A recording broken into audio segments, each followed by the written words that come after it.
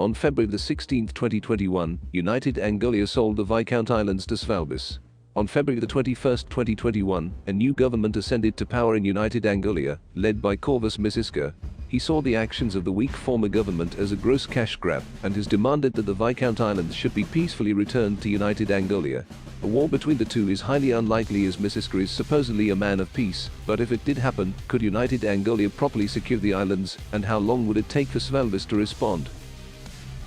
Going into this war, the rules are standard. No ally of either nation will take part in military action, no nuclear weapons will be used, and no other nations will be attacked. Now at the very beginning, United Angolia has the advantage. The Viscount Islands are only 300 kilometers away from United Angolia, while being around 8,000 kilometers away from Svalbis. There are currently no Svalbin defensive forces of any types, so providing Angolia can get to the islands, they will have no trouble occupying them.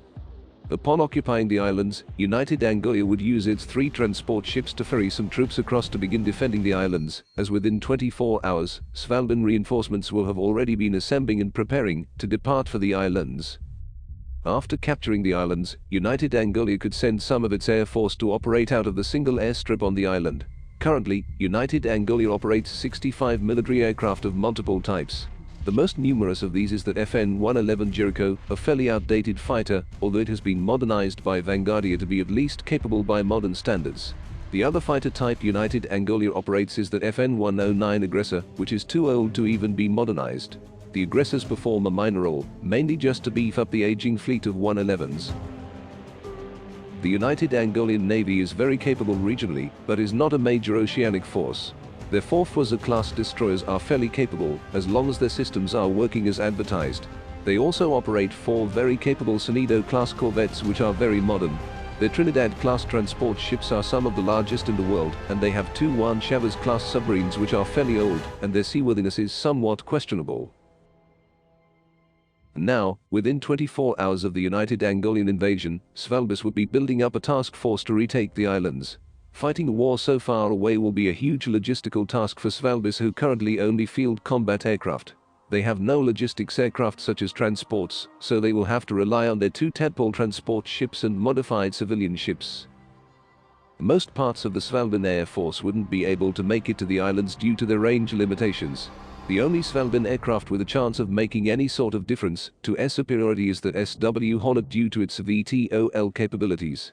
Lightly modified merchant ships could carry a dozen Hornets each, since Svalbis currently does not operate any aircraft carriers.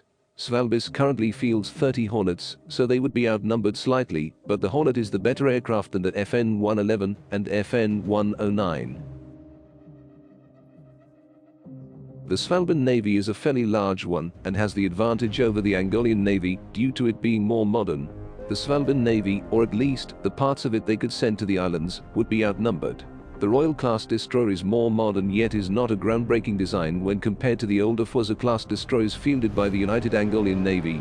The Svalbin submarine, Hammerhead, is newer and more seaworthy than its Angolian counterparts.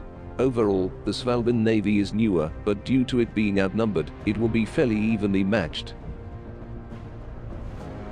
Svalbis could send a few of its combat brigades via transport ships to the islands. These would be escorted by the Naval Task Force and SW Hornets. Upon arriving at the islands, the Hornets would be quickly dispatched to quickly gain air superiority. The Hornets would sortie faster than the FN-111s and FN-109s due to their VTOL capability, meaning they can gain an early numerical advantage, although this will eventually be revoked. The Hornets will easily breeze through any 109s they come across, but will have some more difficulty with the 111 due to it being the ultimate 111 model. Svalbis would eventually gain air superiority due to its better trained pilots and more modern aircraft, although this will be hotly contested. In the oceans, the Svalbin submarine can attempt to attack any Angolian ships they come across, and will likely go undetected. If Angolia loses a naval vessel, the rest of the fleet would probably return to Angolian waters to avoid any more losses. If this cannot be achieved, however, naval superiority would be hotly contested. If Angolia's navy withdraws, they can no longer ferry large volumes of troops over to the islands, and would have to resort to using their transport planes to airdrop troops in. If Svalbis can make a meaningful landing, their more well-trained and better equipped troops will sweep through and force an Angolian surrender on the land. That's if Svalbis can land troops there, however. If the two Angolian submarines can be put to sea, if they can sink even just one Svalbard transport ship, the whole operation would be over. Svalbis has no transport planes, so its two transport ships are its only hopes of taking the islands. Without landing sufficient numbers of troops, Svalbis would have to withdraw and surrender. Verdict: Svalbis wins very narrowly. United Angolia has superior numbers in most scenarios, but they have lesser equipment and are less well trained. If they sink a Svalbard transport ship, however, United Angolia would win, since Svalbis can no longer take the islands by force.